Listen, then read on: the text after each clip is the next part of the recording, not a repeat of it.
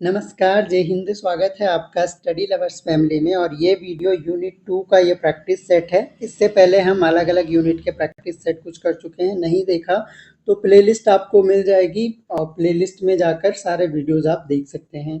तो आज का पहला क्वेश्चन बिना किसी देरी के शुरू करते हैं। विच theory पजेस्ट that intelligence is not a single entity but a combination of multiple cognitive abilities। कौन सा सिद्धांत कहता है कि बुद्धिमत्ता एकल इकाई नहीं बल्कि कई संज्ञानात्मक क्षमताओं का संयोजन है। तो ये सिद्धांत कौन सा? स्पीयरमैन ने द्वितत्व सिद्धांत दिया था। गार्डनर का सिद्धांत था जो एक तरह से बहुबुद्धि का सिद्धांत भी हम इसे कहते हैं। तो एकल इकाई नहीं है बल्कि कई संज्ञानात्मक जो आपकी मेंटल एबिलिटीज हैं उनका योग है। थर्स्टन का मल्टीफैक्टर थ्योरी था, तो ये भी नहीं है।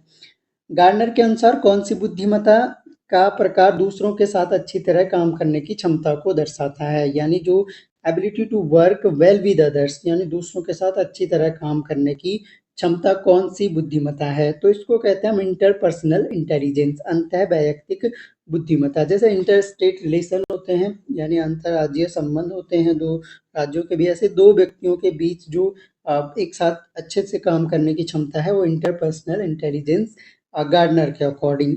इंट्रापर्सनल आपका आंतरिक हो गया, ये स्वयं के साथ या स्वयं की भावनाओं को समझने, वो सारी चीजें उसमें आएंगी। लिंग्विस्टिक तो आप जानते ही हैं, स्पैटियल स्पैटियल भी आप भी जानते हैं। अगला क्वेश्चन है, कौन सा अवधारणा या कौन सी अवधारणा व्यक्तियों के बीच क्षमता भिन्नताओं की सीमा को संदर्भित करता है जिसे मानकीकृत परीक्षणों के माध्यम से मापा जाता है? तो which concept refers to range of ability differences among individuals measure using standardized test? कौन सा एक तरह से जो आपकी अवधारणा है, कौन सी अवधारणा है ये? तो हमेशा क्या टेस्ट के थ्रू क्या मापा जाता है? एप्टीट्यूड को मापा जाता है। एप्टीट्यूड को मापा जाता है, उसके लिए कैसे टेस्ट होते हैं? मानकीकृत टेस्ट होते हैं। जैसे आपका टीचिंग एप्टीट्यूड का टेस्ट है, तो वो क्या है? एक मानकीकृत टेस्ट है, एप्टीट्यूड हो जाएगा। और हिंदी में इसके लिए वर्ड आप यूज करेंगे अभिक्षमता, वर्ड यूज करेंगे अभिक्षमता, ध्यान रखेंगे। What is the primary difference between aptitude and attitude? तो अभिक्षमता और प्रवृत्ति के बीच में डिफरेंस हमें बताना है। तो aptitude measure potential, aptitude measures perception. यही हमारा सही है कि एप्टीट्यूड जो है पोटेंशियल को मापती है और एटीट्यूड जो है ये आपका परसेप्शन को मापता है। तो ये आपको ध्यान रखना है। क्षमता कौशल को मापती है, प्रवृत्ति ज्ञान को मापती है। ये वैसे भी गलत हो गया। क्षमता ज्ञान को मापती है, प्रवृत्ति कौशल को मापती है। तो वही बात है, घुमा फिरा कर ऑप्शन नंबर ए आपका करेक्ट हो जाएगा। Which learning theory emphasize the role of reinforcement and punishment in learning? जो रेनफोर्समेंट है यानी पुरस्कार, पुनर्बलन एक तरह से, और पनिशमेंट यानी दंड, कौन सा सिद्धांत इसकी भूमिका के बारे में बताता है? तो ये था आपका ऑपरेंट कंडीशनिंग। कंडीशनिंग के लिए जो शब्द है वो अनुबंधन है, इसने अनुबंधन को शर्त लिख दिया। ये ट्रांसलेट किया गया है ताकि हिंदी इंग्लिश दोनों में आ जाए। इंग्लिश में इंग्लिश वर्जन ही इंपॉर्टेंट होता है, पेपर में भी ये लिखा रहता है कि इंग्लिश वर्जन ही मान्य होगा।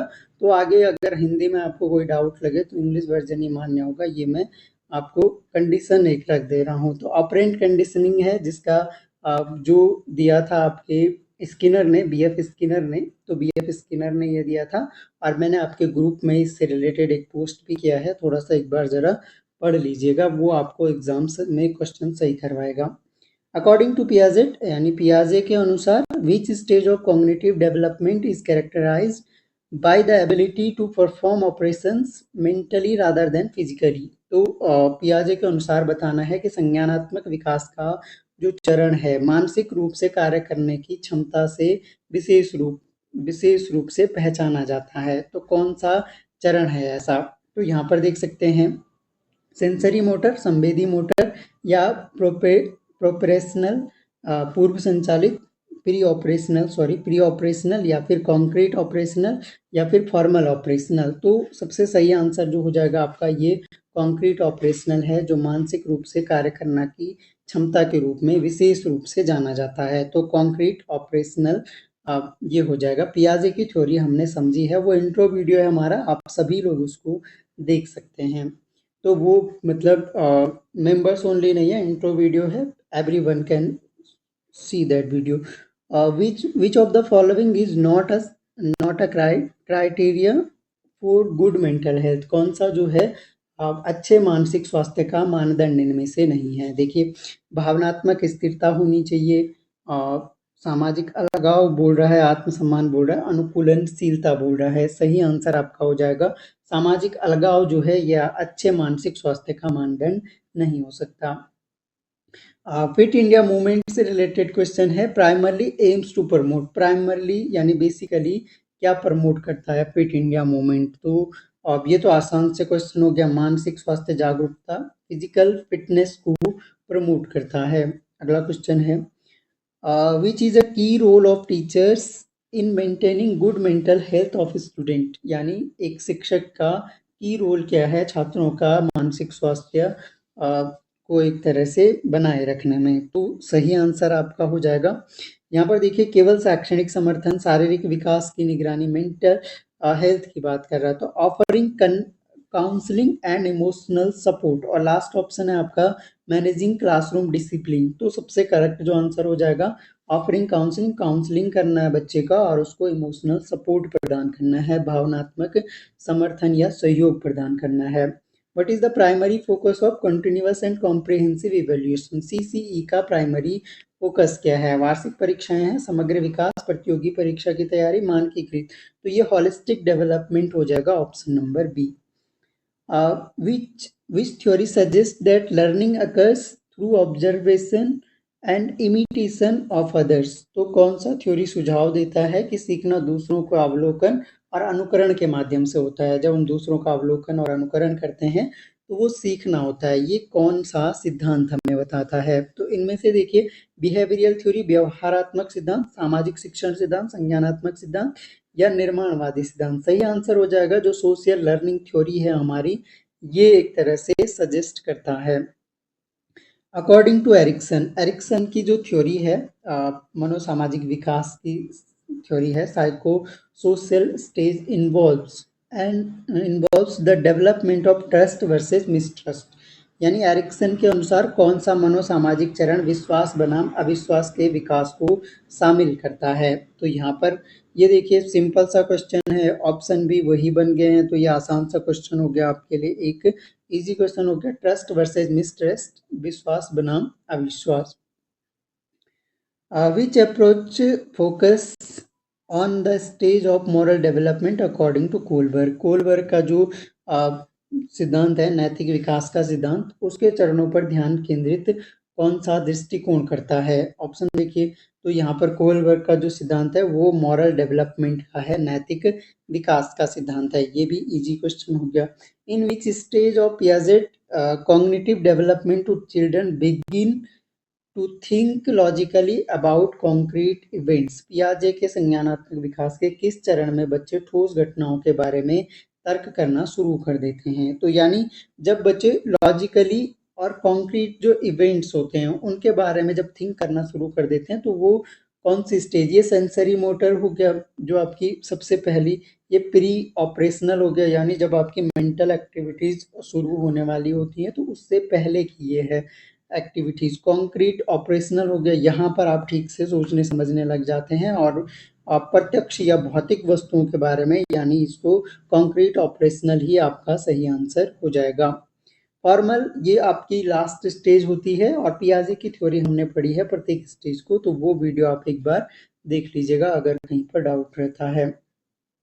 कौन सा सिद्धांत यह जोड़ देता है कि सीखना मौजूदा संज्ञानात्मक संरचनाओं में नया ज्ञान जोड़ने की प्रक्रिया है। तो कौन सी थ्योरी एम्फेसाइज करती है, learning is a process of adding new knowledge and to existing cognitive structure. जो हमारे कॉग्निटिव स्ट्रक्चर हैं, जो हमारे संज्ञानात्मक संरचनाएं हैं, उनमें कौन सा सिद्धांत ये जोड़ देता है कि सीखना जो है वो मौजूदा संरचनाओं में नया ज्ञान जोड़ने की प्रक्रिया है। ऑप्शन देख सकते हैं आप यहाँ पर देखिए, कंस्ट्रक्टिज्म आ गया, बिहेवियरिज्म आ गया, ह्यूमनिज्म आ गया या फंक्शनिज्म आ गया। सही आंसर हो जाएगा कंस्ट्रक्टिज्म, इसको निर्माणवाद या इसको संरचनावाद भी कहा जाता है। तो ये भी आपको ध्यान रखना है। आगे देखिए, कौन सी प्रेरणा प्रकार बाहरी पुरस्कार द्वारा, इच्छा द्वारा प्रेरित होती है। विच type of motivation is driven by desire for external rewards. तो एक्सटर्नल रिवॉर्ड्स से कौन संचालित होगा, या आपका एक्सट्रिंसिक मोटिवेशन यानी बाह्य अभिप्रेरणा ही संचालित होती है। Which approach to learning focuses on the acquisition of knowledge through experience and interaction with the environment। सीखने के किस दृष्टिकोण पर अनुभव और पर्यावरण के साथ बातचीत के माध्यम से ज्ञान अधिग्रहण पर ध्यान केंद्रित किया जाता है। तो कौन सा शिक्षण इनमें से ऐसा है?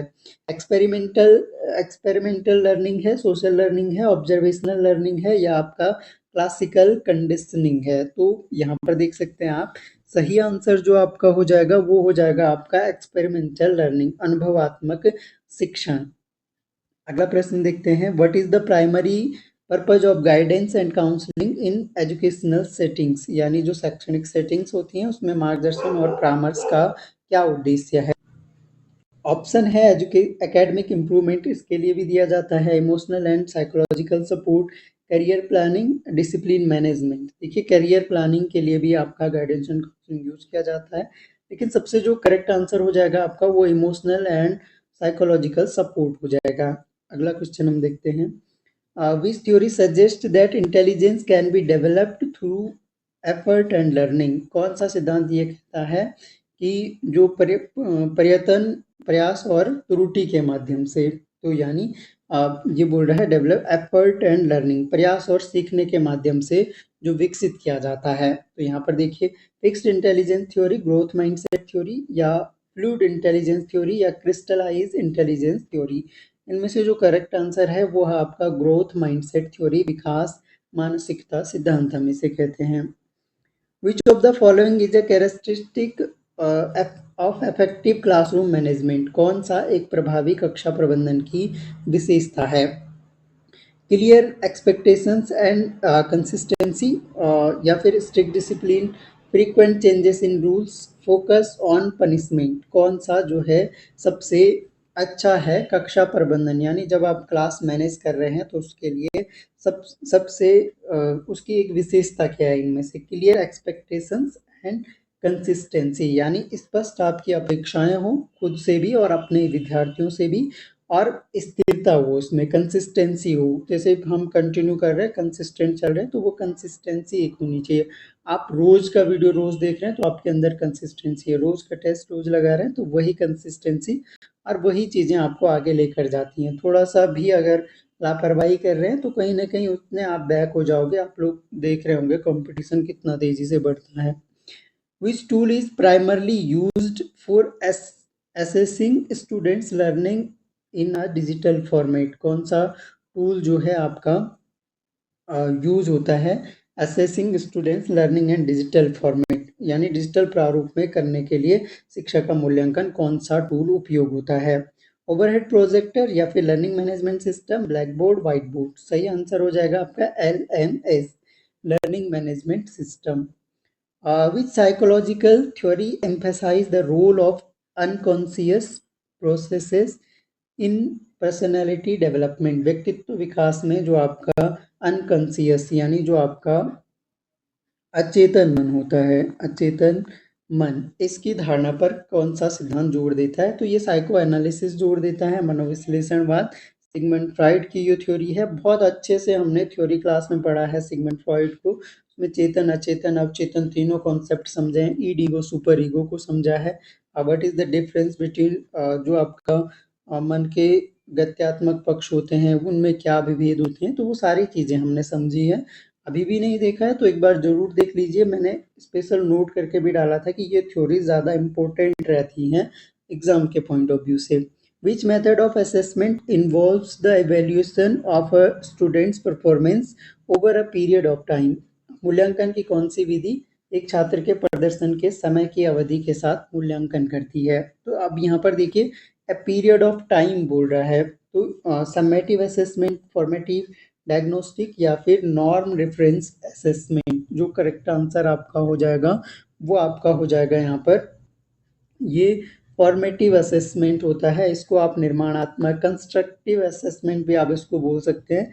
ये क्या है कि अ पीरियड ऑफ टाइम, छोटे छोटे स्टेप में, जैसे आज हम ये पढ़ा, कल मैं इसका टेस्ट जो है आपको टेस्ट में दे दूंगा।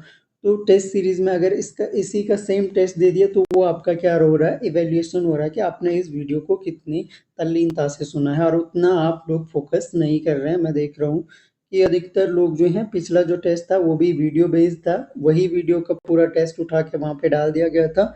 फिर भी बहुत कम लोग हैं जो 40 के अराउंड भी मार्क्स ला पा रहे हैं। तो ये तो आउट ऑफ 50 45 इतनी एक्यूरेसी तो आ जानी चाहिए जब आप वीडियो देख के कर रहे हैं। जिन्होंने वीडियो नहीं देख के किया है उनके लिए तो कोई बात नहीं, जिनके देख के किया है तो अराउंड 40 तो कम से कम होनी चाहिए थे। Which term refers to the ability to understand and manage one's own emotions and the emotions of others. कौन सा शब्द है जो अपनी भावनाओं और दूसरों की भावनाओं को समझने और प्रतिबंधित करने की क्षमता को संदर्भित करता है? तो कौन सा शब्द है इसमें से? तो ये तो इमोशनल इंटेलिजेंस हो गया आपका। इमोशनल इंटेलिजेंस की डेफिनेशन ही यही है कि मैं अपनी भावनाओं को ठीक से समझता हूँ और दूसरों की भावनाओं को समझने और उनको मैनेज करने की क्षमता को रखता हूँ। तो ये मेरी इमोशनल इंटेलिजेंस है। और एक बात और समझ लो कि आईक्यू आईक्यू से ज़्यादा इम्पोर्टेंट जो है आपका ईक्यू है। और आमतौर पर ये कहा जाता है कि हमारी जनरली जो 80% ऑफ सक्सेस होती है वो हमारे ईक्यू पे डिपेंड करती है। सिंपल सी बात ये कहना चाह रहा हूँ कि अगर आप जो है आप मेहनत बहुत शिद्दत से कर रहे हैं, जैसे सिंपल सा है कि अगर कहीं पे आग लगी है, कोई आपका रिलेटिव वहाँ पे फंसा हुआ है, तो उस टाइम पे आप लॉजिक नहीं लगाते हैं कि कैसे जाना है, क्या करना है। उस टाइम आप कूद जाएंगे आग में उससे बचाने के लिए। यानी आप इमोशनली उस व्यक्ति से इतना अटैच हैं कि वो आपके लिए सबसे प्राइमरी वर्क, आपको उसकी जान बचाना उस टाइम लगता है। तो सेम ऐसा ही अगर जुनून आपका अपने लक्ष्य के प्रति हो, जैसे सपोज आपने किसी न किसी चीज को सोच के तो अपना लक्ष्य निर्धारित किया होगा कि मुझे टीचर बनना है या कुछ भी आपको बनना है, तो वो लक्ष्य अगर आप उससे इमोशनली अटैच हैं तो आपका ये पर्सपेक्टिव होगा कि कुछ भी हो जाए, करना है मतलब करना है। तो EQ is more important then IQ, emotional intelligence. और अगर आपके अंदर नहीं है तो अभी भी मौका है, एक बार ये इस तरह का जुनून अगर आपके अंदर आएगा तो रात दिन कुछ नहीं देखोगे। निम्नलिखित में से कौन सा निर्माणात्मक मूल्यांकन का प्रकार है? जो आपका कंस्ट्रक्टिव या फॉर्मेटिव असेसमेंट की हम बात कर रहे हैं, उसका टाइप इनमें से कौन है? तो यहाँ पर ऑप्शन आप देख सकते हैं। इनमें से जो आपका सही हो जाएगा, देखो मिड टर्म एग्जाम्स ये तो सम्मेटिव के अंतर्गत आ जाएगा लगभग। फाइनल एग्जाम सम्मेटिव में आ जाएगा। मानकीकृत परीक्षण आपका अलग ही हो गया। प्रोजेक्ट वर्क जो है ये आपका आ जाएगा फॉर्मेटिव असेसमेंट में या फॉर्मेटिव इवेल्युएशन में। What is the primary goal of educational psychology? शिक्षा मनोविज्ञान का प्राथमिक लक्ष्य क्या है? तो ये तो आसान सा क्वेश्चन हो गया आपके लिए। प्राथमिक लक्ष्य जो होता है वो अंडरस्टैंडिंग लर्निंग प्रोसेसेस होता है, कि सीखने की प्रक्रियाओं को समझना इसका प्राइमरी लक्ष्य होता है। अगला क्वेश्चन है हमारा, which theory of motivation suggests that individuals are motivated by the desire to achieve certain goals? प्रेरणा का कौन सा सिद्धांत सुझाव देता है कि व्यक्ति विशिष्ट लक्ष्यों को प्राप्त करने की इच्छा से प्रेरित होता है? तो ये आपके पास सिद्धांत दिए गए हैं और आपका जो करेक्ट आंसर है इनमें से वो है आपका अचीवमेंट गोल थ्योरी, उपलब्धि लक्ष्य सिद्धांत इसका सही उत्तर हो जाएगा। Which of the following is not a characteristic of a well structured lesson plan? यानी एक अच्छी तरह से जो डिजाइन किया गया लेसन प्लान है उसकी विशेषता कौन सी नहीं है? स्पष्ट उद्देश्य होने चाहिए लेसन प्लान के, विस्तृत निर्देश, अनस्पेसिफाइड असेसमेंट मेथड, असंकेतित मूल्यांकन विधियां। तो ये आपका वैसे भी गलत लग रहा है यहाँ पर, तो यही आपका सही आंसर हो जाएगा ऑप्शन नंबर सी। प्रासंगिक संसाधन, रेलेवेंट रिसोर्सेज आपके होने चाहिए एक अच्छे लेसन प्लान में। कौन सा शब्द मानदंडों और मानकों का उपयोग करके एक छात्र की प्रगति का संरचित मूल्यांकन संदर्भित करता है? यानी structured evaluation of a student progress using criteria and standards. तो कौन सा टर्म है उसके लिए? ग्रेडिंग है, मूल्यांकन है, ये फिर मूल्यांकन ही, असेसमेंट को अवलोकन लिख सकते हैं, अवलोकन। और प्रतिक्रिया फीडबैक हो गया। सही आंसर जो आपका हो जाएगा, सही आंसर आपका है इसमें असेसमेंट, यानी आपका अवलोकन शब्द सही हो जाएगा। Which theory emphasize the role of cognitive process in learning and problem solving. तो कौन सा सिद्धांत है जो सीखने और समस्या समाधान में संज्ञानात्मक प्रक्रियाओं की भूमिका को मुख्य मानता है? तो ये तो सिंपल सा हो गया, कॉग्निटिव प्रोसेसेस की बात की है तो वो कॉग्निटिव थ्योरी हो जाएगी आपका। ऑप्शन नंबर बी सही उत्तर हो जाएगा। और कॉग्निटिव थ्योरी किसने दी थी? तो पियाजेट की थ्योरी है आपकी। Which type of intelligence involve the ability to understand the work with numbers and mathematical concept. कौन सी बुद्धिमत्ता का कौन सा टाइप है जो संख्याओं और बुद्धिमत्ता और गणितीय अवधारणाओं को समझने में काम आता है? तो लिंग्विस्टिक, ये तो लैंग्वेज से रिलेटेड हो गए। लॉजिकल एंड मैथमेटिकल इंटेलिजेंस, यही आपका सही आंसर हो जाएगा। स्थानिक बुद्धिमत्ता आपकी स्थान विशेष से रिलेटेड हो गए। बॉडीली काइनेस्थेटिक इंटेलिजेंस, शारीरिक जो काइनेटिक यानी ये बॉडी के मूवमेंट के लिए या उससे रिलेटेड ये हो गया। अगर देखिए, which development stage according to Erickson involves the challenge of achieving a sense of industry and competence। Erikson के अनुसार विकासात्मक चरण का उद्योग और दक्षता की भावना के बारे में बताया गया है। तो एक इन्होंने जो 8 इन्होंने स्टेजेस बताई थी अलग अलग ईयर के बच्चों के लिए, इनमें से एक है industry versus inferiority. Option number B आपका करेक्ट आंसर हो जाएगा। What does the term emotional intelligence encompass, यानी भावनात्मक बुद्धिमत्ता शब्द में क्या शामिल है? तो जैसे कि ये हमने पहले भी डिस्कस किया है, अपनी और दूसरों की भावनाओं को समझना और प्रबंधित करना। और मैंने आपको समझाया कि EQ is more important then IQ। तो अपने EQ को थोड़ा सा सुधारें, उस पर फोकस करें, वो आपको बहुत आगे लेके जाएगा।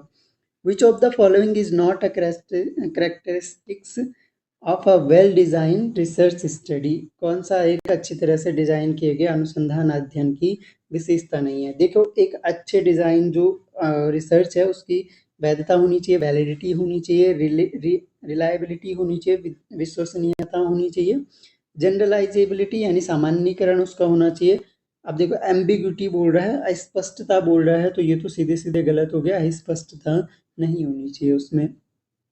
Which theory suggests that children learn language through limitation and reinforcement? कौन सी थ्योरी बताती है कि लिमिटेशंस और रेनफोर्समेंट के माध्यम से बच्चे सीखते हैं? तो इनमें से देखिए, नेटिविस्ट थ्योरी, जन्मजात सिद्धांत, शिक्षण सिद्धांत, इंटरेक्टिव यानी ये इंटरेक्शन की बात कर रहा है, संज्ञानात्मक सिद्धांत एक और ऑप्शन हो गया हमारा। सही आंसर आपका जो है लर्निंग थ्योरी जो है ये सुझाव देती है कि बच्चे भाषा को अनुकरण और रेनफोर्समेंट के माध्यम से सीखते हैं।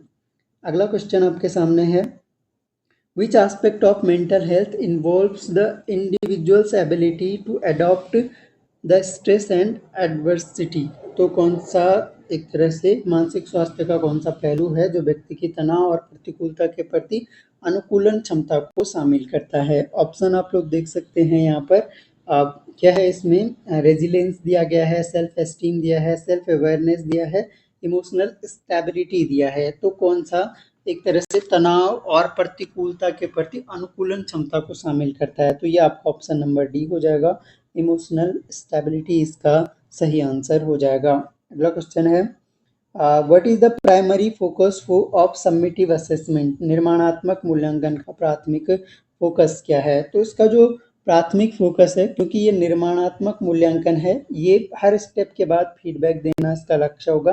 अब यहाँ पर देखिए, समग्र छात्र उपलब्धि का मूल्यांकन करना, ये आपका समेटिव असेसमेंट का हो गया, तो ये वाला तो गलत हो गया। To provide ongoing feedback, ये देखिए ऑन गोइंग फीडबैक इसमें दिया जाता है इम्प्रूव लर्निंग को इम्प्रूव करने के लिए, तो ये आपका सही आंसर हो जाएगा। अंतिम ग्रेड भी आपका समेटिव में हो जाएगा। मानकीकृत हुई तो मानकीकृत टेस्ट अलग ही होते हैं। Which type of test is designed to measure specific knowledge or skills in a particular subject area? तो कौन सा परीक्षण विशेष विषय क्षेत्र में विशिष्ट ज्ञान या कौशल को मापने के लिए डिज़ाइन किया गया है? तो इनमें से अगर देखा जाए तो जो अचीवमेंट टेस्ट है, उपलब्धि परीक्षण है, ये इसके लिए डिज़ाइन किया गया है।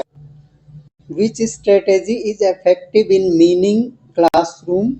Managing classroom behaviour? क्लासरूम को मैनेज करने के लिए कौन सी स्ट्रेटेजी ज़्यादा प्रभावी होगी? ऑप्शन आप देख सकते हैं, इग्नोरिंग मिसबिहेवियर यानी दुराचार को नजरअंदाज करना, स्पष्ट अपेक्षाएं निर्धारित करना या कठोर दंड का उपयोग करना या छात्रों के साथ संवाद से बचना।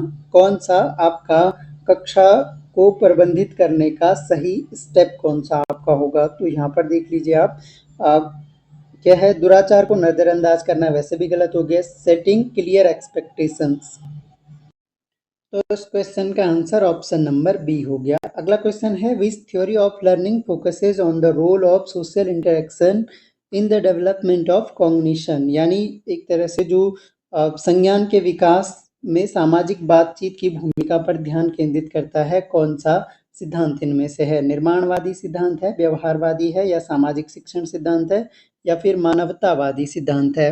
करेक्ट आंसर आपका हो जाएगा ये सोशल लर्निंग थ्योरी है, सामाजिक शिक्षण सिद्धांत। अगला क्वेश्चन है, which concept describe the ability to adopt one's teaching strategy based on the needs of individual student, यानी जो इंडिविजुअल स्टूडेंट है, हमारे व्यक्तिगत छात्र हैं, उनकी आवश्यकताओं के आधार पर शिक्षण रणनीतियों को अनुकूलित करने की क्षमता का वर्णन इनमें कौन सा करता है?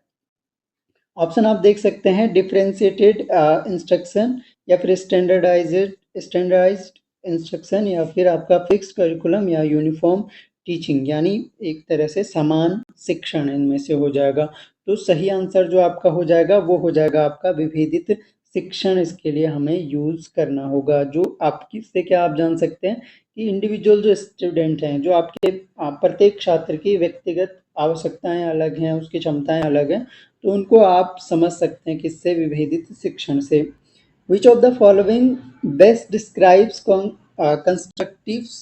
कंस्ट्रक्टिविस्ट लर्निंग, यानी जो संरचनात्मक या फिर निर्माणवादी शिक्षण है, इसका सबसे अच्छा वर्णन कौन सा कर रहा है इनमें से? रटने के माध्यम से सीखना, व्यवहारिक अनुभव अन्वेषण के माध्यम से सीखना, या व्याख्यान सुनकर सीखना, या फिर निष्क्रिय अवलोकन के माध्यम से सीखना? तो कौन सा इनमें से आपका सही आंसर हो जाएगा? तो यहाँ पर देखिए, अगर हम क्या कर रहे हैं, learning through hands on experience and exploration, अगर हम व्यवहारिक अनुभव और अन्वेषण के माध्यम से सीख रहे हैं, तो वो आपका एक तरह से निर्माणवादी शिक्षण हो जाएगा, या कंस्ट्रक्टिविस्ट अप्रोच हो जाएगी लर्निंग की। अगला क्वेश्चन है, which tool is best suited for evaluating the creative abilities of students? कौन सा टूल है जो सूट करता है आपका रचनात्मक क्षमताओं का मूल्यांकन करने को? तो मल्टीपल चॉइस टेस्ट, यानी बहुविकल्पीय जो परीक्षण होते हैं, प्रदर्शन आधारित मूल्यांकन, मानकीकृत परीक्षण, या फिर ट्रू फॉल्स टेस्ट? तो इनमें से जो सही आंसर आपका हो जाएगा वो हो जाएगा आपका performance based assessment. Option number B आपका करेक्ट आंसर हो जाएगा। अगला क्वेश्चन है, which factor is crucial for the effectiveness of peer feedback in education setting, यानी जो सहकर्मी फीडबैक होता है आपके लिए प्रभावशीलता में कौन सा कारक महत्वपूर्ण है? तो फीडबैक की समयबद्धता, फीडबैक की मात्रा, फीडबैक की औपचारिकता, टाइमलीनेस मेन इंपॉर्टेंट होती है कि फीडबैक आपको किस टाइम पे दिया जा रहा है। आपने जो है अच्छा काम किया है और तुरंत आपको फीडबैक नहीं मिल रहा है, तो उसका आपका मोरल डाउन होगा, न कि बढ़ेगा। उससे आप प्रगति नहीं करेंगे, बल्कि आपको लगेगा कि ये करके भी तो कुछ नहीं हुआ, तो आप आगे से वो भी नहीं करेंगे। तो उससे बेहतर करने के लिए आपको तत्काल फीडबैक, यानी तुरंत जो है आपको फीडबैक मिल जाना चाहिए। अगला क्वेश्चन है, which concept refers to the structured and systematic assessment of student learning outcomes? अब लर्निंग आउटकम्स की बात कर रहा है। आउटकम्स का मतलब ये है कि जो आपके अंत समय में प्राप्त होते हैं, या छात्र के सीखने के परिणामों का संरचित और प्रणालीबद्ध मूल्यांकन, जिसमें संरचित मूल्यांकन भी आ जाएगा और प्रणालीबद्ध मूल्यांकन भी आ जाएगा। तो इस तरह का मूल्यांकन आपका ये सत्र के अंत में होता है, लास्ट में होता है, और ये इस तरह से पूरी तरह से जो जो भी स्टेप होते हैं, जो संरचनात्मक मूल्यांकन है, स्टेप बाय स्टेप लिया। सिंपल सी भाषा में कहूँ तो जो यूनिट टेस्ट वगैरह होते हैं, इनको सबको लास्ट में जब जोड़ लिया जाता है, फाइनल जो रिजल्ट आता है वो आपका सम्मेटिव इवेल्युएशन के अंतर्गत आता है। तो उसमें आपके व्यक्तित्व के पक्ष भी, व्यायाम में बच्चा कैसा है, तो वो सारी चीज़ें इवेल्युएट की जाती हैं। तो सम्मेटिव मूल्यांकन इसको कहेंगे। हिंदी में वर्ड जो है ये सम्मेटात्मक लिख दिया इसने, इसको योगात्मक मूल्यांकन कहते हैं, योगात्मक, ये भी ध्यान रखिए शब्द को जरा सा। अगला है which method of assessment involves evaluating students progress over time, यानी जो कौन सा मूल्यांकन विधि समय के साथ छात्रों की प्रगति, समय के साथ जो करता है, यानी निरंतर एक तरह से प्रगति का मूल्यांकन करता है, तो वो फॉर्मेटिव असेसमेंट है, निर्माणात्मक मूल्यांकन है, जो हर स्टेप के बाद असेसमेंट होता है, यानी एक चैप्टर पढ़ा है उसके बाद उसका असेसमेंट किया जाना है, तो उसको कहते हैं हम फॉर्मेटिव असेसमेंट। समेटिव असेसमेंट मैंने बताया सत्र के अंत में, और उसमें सारी चीज़ें इंक्लूडेड होती हैं। नॉर्म रेफरेंस तो अलग ही टाइप का हो गया, ऐसे ही क्राइटेरिया, मानदंड संदर्भित मूल्यांकन, मानदंड वाला मैं कई बार समझा चुका हूँ आपको। Which type of motivation involves the drive to perform well for personal satisfaction and achievement, यानी जो आपका पर्सनल व्यक्तिगत संतोष और उपलब्धि के लिए अच्छी तरह से प्रदर्शन करने की प्रेरणा को शामिल करता है। तो पर्सनल सेटिस्फेक्शन की बात कर रहा है, तो पर्सनल सेटिस्फेक्शन अगर बाहर से आपको कोई मोटिवेट कर रहा है तो उससे नहीं होगा, ये किससे होगा, आपका आंतरिक प्रेरणा से होगा, इंटरेस्टिंग मोटिवेशन से होगा। तो आपका ऑप्शन नंबर बी आपका करेक्ट आंसर हो जाएगा। Which approach to classroom management focuses on creating a supportive and positive learning environment, कौन सा अप्रोच है जो पॉजिटिव और एक तरह से सपोर्टिव और पॉजिटिव इन्वायरमेंट क्रिएट करने में मदद करेगा आपकी। तो यहाँ पर देखिए अथॉरिटिव अप्रोच हो गया आपका, अथॉरिटेरियन अप्रोच बोल रहा है, या फिर परमिसिव अप्रोच बोल रहा है, या कंस्ट्रक्टिव अप्रोच बोल रहा है। तो सबसे सही आंसर जो हो जाएगा आपका वो कंस्ट्रक्टिविस्ट अप्रोच हो जाएगा, यानी संरचनावादी अप्रोच हो जाएगी, संरचनावादी दृष्टिकोण हो जाएगा। ये क्या करता है, आपका सकारात्मक शिक्षण वातावरण बनाने में जोर देता है। दूसरा क्या है, ये प्राधिकृत हो गया, अधिनायकवादी हो गया, जहाँ पर एक व्यक्ति जो है रूल करता है। अनुमति देने वाला दृष्टिकोण अलग हो गया कि बिना अनुमति के कोई कुछ नहीं। तो संरचनावादी दृष्टिकोण आपका सभी से सही आंसर है। Which approach to classroom management focuses on creating a supportive and positive learning environment, ये क्वेश्चन रिपीट हो गया है आपका। तो आंसर आपका बता ही चुके हैं आपको, क्या हो गया, निर्माणवादी दृष्टिकोण या कंस्ट्रक्टिविस्ट अप्रोच आपका आंसर हो गया। अगला क्वेश्चन है आपके पास, और अगला जो क्वेश्चन है ये आपका, which type of intelligence is characterised by the ability to understand and interact effectively with others, तो कौन सी बुद्धिमत्ता है जो दूसरों को समझने और प्रभावी ढंग से बातचीत करने की क्षमता का एक तरह से क्षमता के रूप में वर्णित होती है। तो यहाँ पर आप देख सकते हैं सही आंसर हो गया आपका, ये भी इंटरपर्सनल इंटेलिजेंस हो गया। रिपीट हमारा इस तरह के क्वेश्चन हमने पहले भी डिस्कस किया था, तो ये आपका इंटरपर्सनल इंटेलिजेंस हो जाएगा। और आज का लास्ट क्वेश्चन, ये आपके लिए चैलेंजिंग रहता है, कौन सा शैक्षिक दृष्टिकोण वास्तविक दुनिया की समस्याओं के समाधान और आलोचनात्मक सोच कौशल के महत्व को उजागर करता है। Which educational approach emphasize the importance of real world problem solving and critical thinking skills, तो कौन सा इनमें से है। ऑप्शन आपके पास है problem based learning, option number A traditional learning यानी पारंपरिक जो शिक्षण है, मेमोराइजेशन बेस्ड लर्निंग यानी याद करने पर आधारित जो शिक्षण है, और आपका अगला जो है आपका वो स्ट्रक्चर बेस्ड लर्निंग है। अगला और ये आखिरी क्वेश्चन ये आपके लिए है कि which educational approach emphasize the importance of real world problem solving and critical thinking skills, तो कौन सा शैक्षिक दृष्टिकोण है जो दुनिया की समस्याओं के समाधान और आलोचनात्मक सोच कौशल के महत्व को उजागर करता है। ऑप्शन आपके सामने है प्रॉब्लम बेस्ड लर्निंग, समस्या आधारित शिक्षण, ट्रेडिशनल लर्निंग, या फिर मेमोराइजेशन बेस्ड लर्निंग, या लेक्चर बेस्ड लर्निंग। इनमें से कौन सा करेक्ट आंसर होगा ये आपको कमेंट बॉक्स में बताना है। वीडियो आपको कैसा लगा ये भी आपको कमेंट बॉक्स में बताना है, और वीडियो पसंद आता है तो लाइक ज़रूर करके जाना है और अपने दोस्तों तक पहुंचाना है वीडियो को। इसके अलावा हमारा जो थ्योरी सेक्शन है, थ्योरी क्लासेज हैं, नोट्स आप ले सकते हैं बाय ज्वाइनिंग द चैनल। आपको चैनल ज्वाइन करना होगा, उससे आप टेस्ट सीरीज़ भी हमारी ज्वाइन कर सकते हैं, जो कि हमारा टीचमेंट ऐप पर चलता है। और दूसरी जानकारी ये है, अभी तो ज्वाइन करो ना करो ज़्यादा फ़ायदा नहीं है, क्योंकि बहुत कम टाइम रह गया। इतने टाइम में आप थ्योरी की क्लासेस नहीं ज्वाइन कर पाओगे, नहीं आप पढ़ पाओगे ठीक से। कुल मिलाकर ये है कि जो लोगों ने चैनल ज्वाइन किया है वो लोग ये टेस्ट ज़रूर दें। अभी भी मैं एक बार और कह रहा हूँ, एक बार और इन्फॉर्मेशन दे रहा हूँ, इसके बाद नहीं दूंगा। अब जो जुड़ जाएंगे इसके बाद वो जुड़ जाएंगे, नहीं जुड़ेंगे तो उसका मैं कुछ नहीं कर सकता हूँ, बार बार बोल रहा हूँ।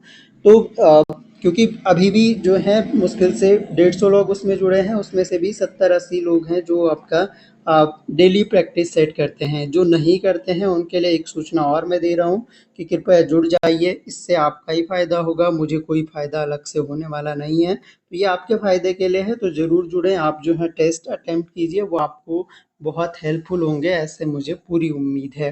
तो thanks a lot for listening, मिलते हैं नेक्स्ट वीडियो में, तब तक के लिए जय हिंद।